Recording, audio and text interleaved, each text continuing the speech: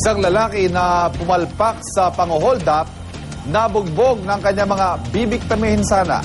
Narito ang report ni Oscar Oida.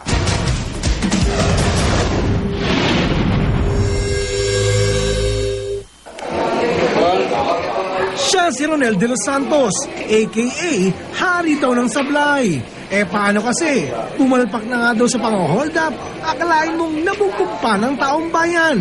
Ang masakap niyan, nahulihan pa siya ng sumbak na di man lang niya nagamit kahit pantakot man lang.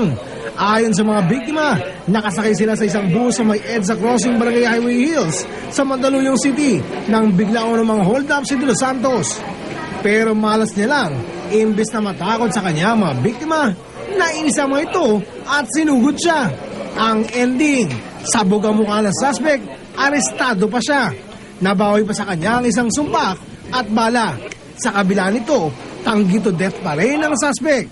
Anya, baka raw kahawig lang daw niya ang tunay na salarin. Na-identify ka sa CCTV eh. Hindi po ako yung baka iba po yun. Baka pares na po ng damit ko yun. Nang tanongin kung bakit kailangan may dala pa siyang sumpak. Self-defense na po yun. Self-defense lang po. Self-defense? Opo. Ba't marami ang kaaway? Meron po. Hindi naman kinagat ng mga otoridad ang paliwanag ng suspect. Suspetsa pa nila, isa ito sa mga madalas pang biktima sa lugar. Napakarami po dyan. Yung highway na yung na-crossing na yan, highway crossing na yan. Marami po dyan. Hold upper ng bus, snatching. Ito ang balita sa Mandaluyong City. Oscar Oida, reporting.